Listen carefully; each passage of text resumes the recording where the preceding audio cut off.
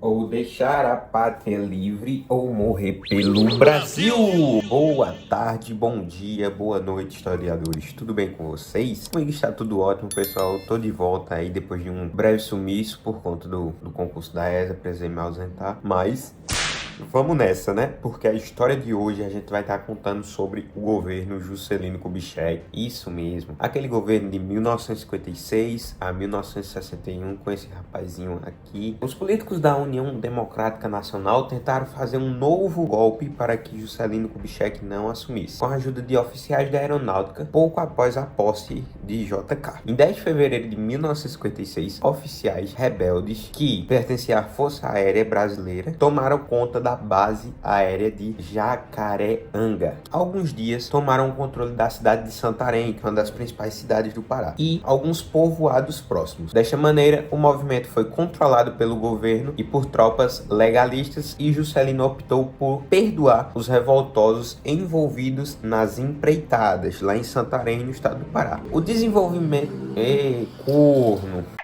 O desenvolvimentismo de Juscelino Kubitschek, o nosso famoso JK, implementou ao Brasil uma política econômica que ficou conhecido por esse nome. As diferenças entre o desenvolvimentismo e o nacionalismo econômico implantado por Getúlio Vargas são as seguintes. Vou começar por Juscelino Kubitschek. Juscelino Kubitschek achava que o Estado deveria se associar ao capital privado, fosse ele nacional ou estrangeiro, para promover industrialização acelerada no Brasil. O governo facilitava implantações e importações de maquinários e concedia isenção de imposto para empresas multinacionais, procurando atrair mais estrangeiros para o Brasil. Na ideia de Getúlio Vargas, no nacionalismo, o Estado deveria intervir ativamente na economia do seu país. Desta forma, controlar indústrias de base, setores de energia, comunicação e transporte. O Estado tinha 100% do controle dessas coisas e a entrada dos estrangeiros era bastante limitada. O governo JK continuou investindo em indústrias pesadas e na geração de energia, pois setores eram importantes para o avanço da industrialização. Mas, diferente do governo Vargas, Juscelino liberou a entrada do capital estrangeiro no Brasil, facilitando que essas empresas de fora do Brasil se instalassem e importassem máquinas e equipamentos, concedendo isenção fiscal do desenvolvimentismo de JK. Atraídas por essa facilidade, grandes multinacionais produziam bens de consumo duráveis, dentre elas automóveis, eletrodomésticos, televisores e entre outras, que instalaram suas fábricas no Brasil. E dentre a parte mais importante do governo de Getúlio Vargas foi o plano de metas, tendo a seguinte frase do desenvolvimentismo: crescer o Brasil 50 anos em 5. Juscelino Kubitschek lançou em 1956 o Plano Nacional de Desenvolvimento, que ficou conhecido por Plano de Metas. Os planos de metas priorizavam investimentos públicos, desta maneira colocando 5 áreas de forma principal, dentre elas a energia, o transporte, a indústria, a alimentação e também a educação dos brasileiros. Cada uma dessas áreas possui um determinado número de metas. Vou estar informando cada uma das suas metas. Vamos lá. Dentre as principais estava a construção de diversas usinas hidroelétricas, tais como as de Furnas e as Três Marias, ambas ficam no estado de Minas Gerais. Construiu também diversas usinas siderúrgicas, como a Usiminas e a Cocipa. Incentivou a implantação de indústria automobilística no Brasil, que vieram para cá a Ford, a Volkswagen, a General Motors e outras, muitas das quais se instalaram na região do ABC Paulista. Construiu diversas rodovias, tais como a de Belém-Brasília, a rodovia Brasília-Rio Branco e a rodovia Cuiabá-Porto Velho. E também ampliou a extração de petróleo, crescendo 150% durante o período do plano de metas. E a gente pensando no nosso queridíssimo Juscelino Kubitschek, o que é que a gente pode imaginar?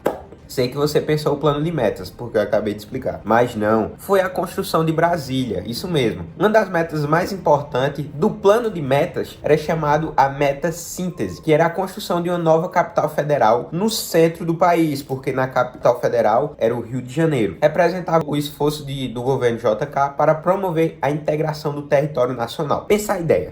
E atenção, se liga aí que é hora da revisão. No Rio de Janeiro tinha o Palácio do Catete. Joga uma foto aí de como é o Palácio do Catete. Brasília. É totalmente uma rua muito desorganizada e muito próximo à civilização, bora se dizer assim. Ele queria, na verdade, jogar Brasília para o centro do país, pegar a região centro-oeste ali de Mato Grosso do Sul, Goiás, que fica na região ali do próximo ao Goiás, Brasília, e fazer uma junção, porque o Brasil era muito separado, economicamente falando, e ainda ficar longe de civilizações que pudessem estragar a política do mesmo. Desta forma, a construção de Brasília teve um plano urbanístico por Luiz Costa, joga a foto aí, editor, e concebidos pelo nosso queridíssimo Oscar Niemeyer, também joga a foto dele aí, editor. Dessa forma, para construir a cidade, milhares de trabalhadores, conhecidos como candangos, isso porque se alguém lhe chamar de candango nada mais nada menos são trabalhadores nordestinos que ajudaram na construção de Brasília. No dia 21 de abril de 1960, Brasília foi inaugurada no centro-oeste do Brasil. Passa a ser visto como uma nova região e ser desbravada e integrada pelo resto do país. Vamos lá. Pegando esse ponto que eu coloquei que o centro-oeste era muito separado, não podemos se esquecer de lá de cima, o Nordeste. Por quê? O Nordeste, podemos perceber que trabalhadores do Nordeste, aqui em cima, desceram para o Centro-Oeste para a construção de Brasília atrás de emprego. Apesar disso, houve a criação da Sudene, que apesar pró-integração nacional, o crescimento econômico do governo JK não beneficiou igualmente o território brasileiro. Ele mesmo tendo essa ideia de unir o país, ainda estava muito desunido. Enfim, ficou muito estranho, né? Mas, basicamente, o Brasil durante o governo de Juscelino Kubitschek era assim, sul e sudeste urbano e norte e nordeste rural. Isso mesmo, tinha essa grande diferença econômica de cada estado. Como alguns agricultores começaram a investir na mecanização de suas produções, muitos camponeses nordestinos perderam seus empregos, aumentando a taxa de desemprego consecutivamente. E uma tentativa de resolver esses problemas da falta de emprego e da pobreza absoluta no nordeste do país, buscando desenvolver a região, o governo JK criou em 1959 a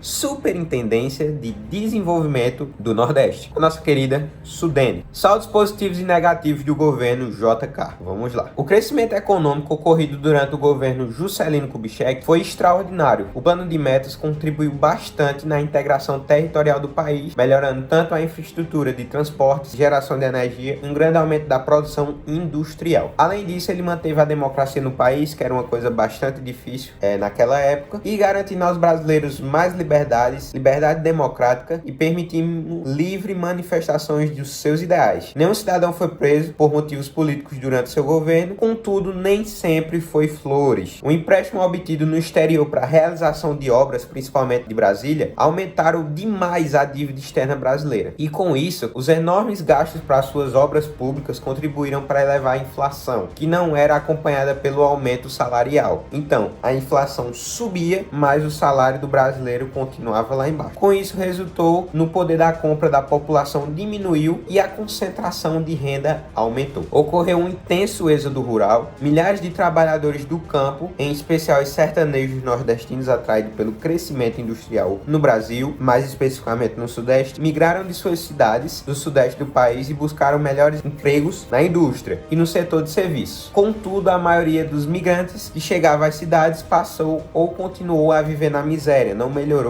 a forma dele viver. O Partido Comunista no Brasil continuou na ilegabilidade. Não podia ser eleito pelo Partido Comunista. E opositores de Juscelino e parte da empresa acusavam constantemente ele de crime de corrupção. Passando disso, a gente vai para as eleições de 1960, que tinha pelo Partido Trabalhista Nacional, o PTN, lançou o Jânio Quadros. Lembrem que esse partido é muito importante, Partido Trabalhista Nacional, pois ele lançou Jânio Quadros, ex-governador de São Paulo, que recebeu apoio da UDN, a União Democrática Nacional. E do outro lado, tinha o Partido Trabalhista Brasileiro e o Partido Social Democrático. Novamente se aliaram e a coligação lançou para presidente Marechal Henrique Lott, o mesmo que ajudou o JK a se eleger, e como vice-presidente novamente o João Goulart, isso, o ministro do Trabalho de Getúlio Vargas. Graças a uma campanha tanto quanto exóticas e recheadas de moralismo, Jânio Quadros promoveu promoveu um velho ditado que ele ia varrer a corrupção do país, e tem as fotozinhas dele segurando uma porra de uma vassoura. Dessa forma, ele foi eleito, venceu as eleições para a presidência. Contudo, quem venceu para vice-presidente foi o nosso querido João Goulart, passaria a ser presidente consecutivamente, herdeiro de político de Getúlio Vargas e teoricamente opositor a Jânio. Desta forma,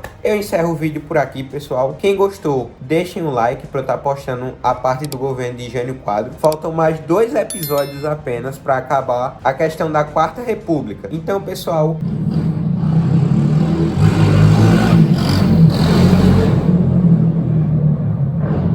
porra, um desgraçado desse não gosta de história.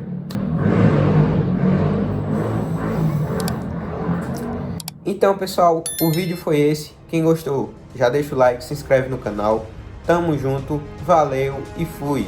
Um abraço, minha continência pra vocês, tamo junto.